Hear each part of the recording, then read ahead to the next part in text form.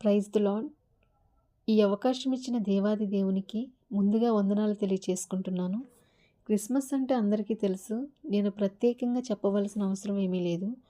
అయినప్పటికీ దేవుడిచ్చిన కృపను బట్టి కొన్ని మాటలు చెప్పి ముగిస్తాను. దేవుడు మానవునిగా రావడానికి గల కారణం. ముందుగా ఆదికాండము 3వ అధ్యాయము 1వ వచనం నుంచి 6 వచనములు చదువుదాం. దేవుడైన యెహోవా చేసిన సమస్త భూజంతువులలో సర్పము యుక్తిగలదై ఉండెను. అది ఆ స్త్రీతో, ఇది నిజమా? ఈ తోట చెట్లలో దేని ఫలమునైనను మీరు తినకూడదని దేవుడు చెప్పినా అని అడిగెను. అందుకు స్త్రీ, 2వ వచనం నుంచి 6 వచనములు చదివితే మనకు అర్థమైపోతుంది. ఏంటంటే ఇక్కడ ఆదామును అవ్వను సర్పము ఏ విధంగా మోసపరిచి దేవుడు తినవద్దు అని చెప్పిన వృక్షఫలమును తినేలా చేసిందో మనం చూసాము. అయితే దేవుడు చెప్పిన మాటను వాళ్ళు విధేయత చూపించలేదు. వాళ్ళు అవిధేయతతోనే ఉన్నారు. వాళ్ళు చేసిన అవిధేయత వలన ఈ పాపం అనేది వచ్చింది. అది మనం ఎక్కడ చూస్తాము అంటే ఆదికాండము 3వ అధ్యాయము 12వ వచనం చదివితే అక్కడ మనకు తెలుస్తుంది. అందుకు ఆదాము, నాతో నుండుటకు నీవు నాకిచ్చిన ఈ స్త్రీనే ఆ వృక్షఫలములు కొన్ని నాకియ్యగా నేను తింటినెను. అసలు ఇక్కడ దేవుడు తినొద్దు అని చెప్పినప్పుడు వీళ్ళు ఆ దేవుని మాటకి విధేయత చూపించి అపవాది చెప్పినా కానీ అది వినకూడదు. ఎందుకు అంటే దేవుడు వాళ్ళకి ఆల్రెడీ చెప్పారు తినొద్దు అని. అంత పెద్ద తోటలో ఇంకా వాళ్ళకి ఆ చెట్టు ఫలమే నచ్చిందా? ఒకసారి ఆలోచించండి. దేవుడి మాటకు వాళ్ళు విధేయత చూపించారా? చూపించలేదు. ఇక్కడ జరిగింది ఏంటి అని అంటే సొంత నిర్ణయం అన్నమాట. అవ్వ ఆదాము తీసుకున్న సొంత నిర్ణయం వల్ల మాత్రమే ఈ పాపం అనేది ఈ లోకంలోనికి వచ్చింది. ఇది ఇంకొక విషయం ఏంటి అని అంటే ఇప్పుడు అపవాది వాళ్ళని మోసపరిచినప్పుడు ఒకళ్ళొకళ్ళు ఇది తప్పు కదా, దేవుడు మనకి తినొద్దని చెప్పారు కదా, మనం తినకూడదని వాళ్ళు తెలుసుకోవచ్చు. కానీ అలా ఆలోచించలేదు వాళ్ళు. వాళ్ళు ఇంకొక స్టెప్ ముందుకేసారు. వేసేసి సొంత నిర్ణయం తీసుకున్నారు. వాళ్ళు తీసుకున్న సొంత నిర్ణయం వలన జనరేషన్ ఆ పాపం కొనసాగుతూనే ఉంది. పాపం అంటే ఏంటి? ఆజ్ఞాతకరమే పాపం. పాపం వల్ల వచ్చిన జీతము మరణం. మరి ఈ మరణం నుండి తప్పించబడాలి అంటే ఏంటి మార్గం? ఏదైనా మార్గం ఉందా అండి? లేదా దీనికి పరిష్కారం ఏమైనా ఉందా? అసలు ఇంకొక విషయం చెప్పాలి అంటే ఇప్పుడున్న అంటే మనకు తెలిసినంత వరకు ఎవరి వల్ల ఈ పాపానికి పరిష్కారం దొరుకుతుంది అని అంటే ఎవరైతే పాపం చేస్తారో అంటే ఎవరైతే తప్పు చేస్తారో వాళ్ళే శిక్ష అనుభవించాలి. అక్కడి వరకు ఓకే. మరి ఈ తప్పును వాళ్ళే పరిష్కరించాలి అంటే అది జరుగుతుందా అండి? జరగదు కదా. మరి ఈ పాపానికి కారణమైన మన పితరులైన అవ్వ ఆదాము దీన్ని సరిచేయగలరా అంటే సరిచేయలేరు. మరి పరిష్కారం ఏంటి అంటే మనకు పరిష్కారం ఉంది. అది ఎవరి వల్ల జరుగుతుంది అని అంటే ఆ దేవాది దేవుని వల్ల మాత్రమే జరుగుతుంది. అంతేగాని వీళ్ళే ఉండి ఆదాము అవ్వే చేయాలి అని అంటే వాళ్ళు ఆల్రెడీ పాపంలో ఉన్నారు. పాపం జరిగిపోయింది.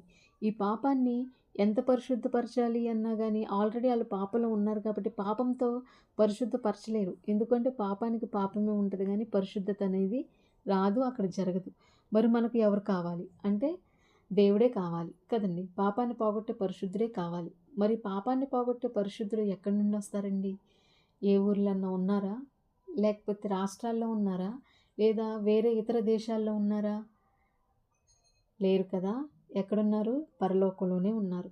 మరి పరలోకం నుంచి దేవుడు డైరెక్ట్గా భూమి మీదకి వచ్చారనుకోండి, ఎలా ఉంటుందండి? ఒకసారి ఆలోచించండి. డైరెక్ట్గా దేవుడే భూమి మీదకి వచ్చేసారు అని అంటే మనం ఉంటామా? అసలు దేవుడిని గురించి మనం కొంచెం అంటే దేవుడు డైరెక్ట్గా భూమి మీదకు రావాలి అంటే అసలు కొన్ని చూద్దాం, ఆగండి. కొంచెం ముందుకు వెళ్దాం. అపోస్తుల కార్యములు 7వ అధ్యాయము 50వ వచనం చదువుదాం. ఆకాశము నా సింహాసనము, భూమి నా పాదపీఠము. ఇక్కడ చూసారా? ఆకాశం ఆయన సింహాసనము, భూమి అంటే భూమి ఆయన పాదపీఠం అంట. భూమి ఆయన పాదపీఠం అంటే భూమిలో మనం ఎక్కడున్నామండి? ఏ మూలుండి ఉంటాం కదండి. అయితే ఆయన డైరెక్ట్గా రావడానికి ఇక్కడ ఆప్షన్ లేదు. మరి ఎలా రావాలి? కాబట్టి దేవుడు ఒక మంచి ఆలోచన చేశారు. ఆయనే మనుష్య కుమారునిగా రావాలి అని. ఇప్పుడు లోకంలోనికి రావాలి. ఎలా రావాలి అని అంటే మళ్ళీ జన్మించి రావాలి. మరి ఆ జన్మం ఎలా జరుగుతుంది అని అంటే లోకా సువార్త 1వ అధ్యాయము 26వ వచనంలో మనం చూడొచ్చు. అక్కడ కన్య అయిన మరియ గారి వల్ల ఈ లోకంలోనికి పరిశుద్ధాత్మ వల్ల గాబ్రియేలు దూతతో చెప్పిన విధంగానే దేవుడు పరిశుద్ధాత్మ వలన కన్య అయిన మరియ గర్భమున బాలునిగా జన్మించారు. అది మనకు తెలుసు. మరి ఇంతవరకు బాగానే ఉంది.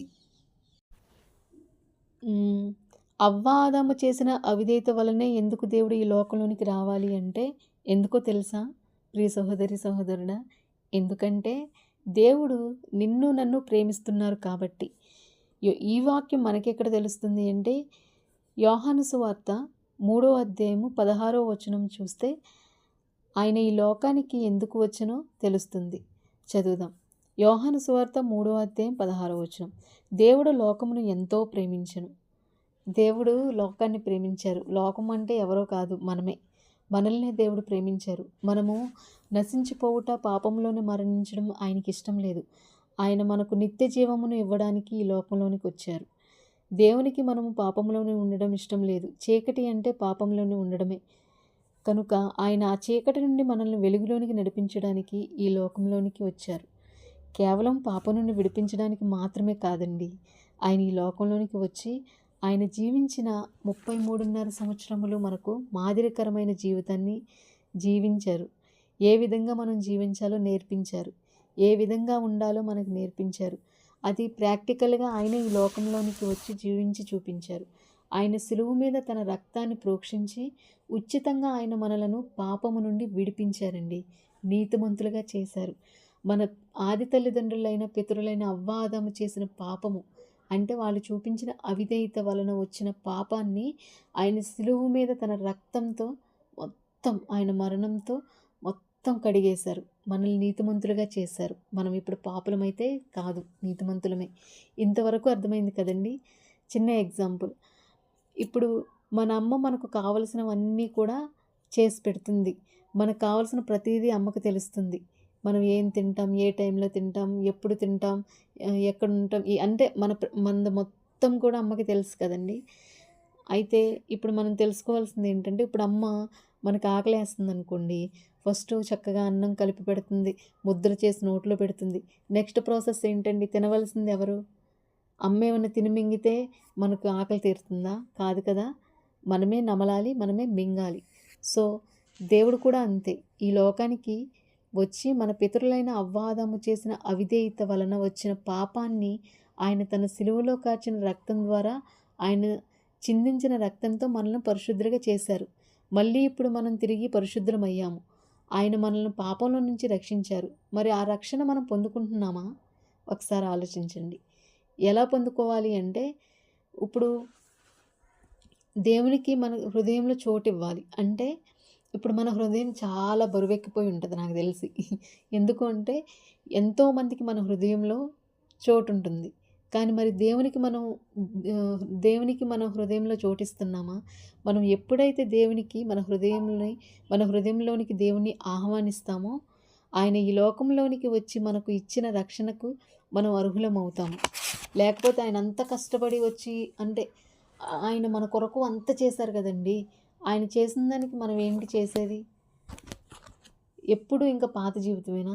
ఆయన వచ్చారు, మన కొరకు రక్తాన్ని చిందించారు. ఆయన నీతిమంతులుగా మనల్ని పాపం నుండి విడిపించి పరిశుద్ధులుగా చేశారు. మరి నెక్స్ట్ అంత చేశారు కదా, మనం ఏం చేయాలి? మనల్ని అడిగింది దేవుడు ఏంటో అడగలేదు కదా. ఆయన్ని మన హృదయంలోనికి ఆహ్వానించమని అడిగారు. అంతే కదండి. అదే కదా నిజమైన క్రిస్మస్ అంటే. దేవునికి మనం ఎప్పుడైతే చోటిస్తామో, దేవుణ్ణి మన హృదయంలోనికి ఎప్పుడైతే ఆహ్వానిస్తామో అదే నిజమైన క్రిస్మస్.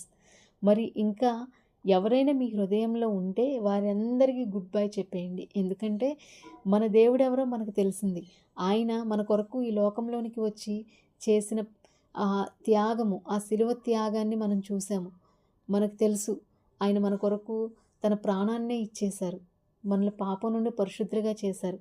మరి అంత చేసిన ఆ దేవుణ్ణి మన హృదయంలోనికి ఆహ్వానించడానికి ఎందుకండి ఆలోచిస్తున్నాం కదండి. ఇప్పటి నుంచి ఇంకా ఎవరైతే దేవుణ్ణి హృదయంలోనికి ఆహ్వానించలేదో ఒక్కసారి జ్ఞాపకం చేసుకోండి. రక్షణ చాలా ఇంపార్టెంట్.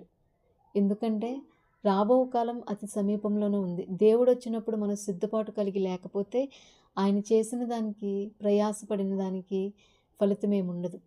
కాబట్టి ఇప్పటి నుంచి అందరూ కూడా దేవుణ్ణి హృదయంలోనికి ఆహ్వానించాలి అని, దేవుని రక్షణను అనేక మందికి తెలియపరచాలి అని మనస్ఫూర్తిగా ప్రార్థిద్దాం. అందరికీ happy Christmas. Praise the lord.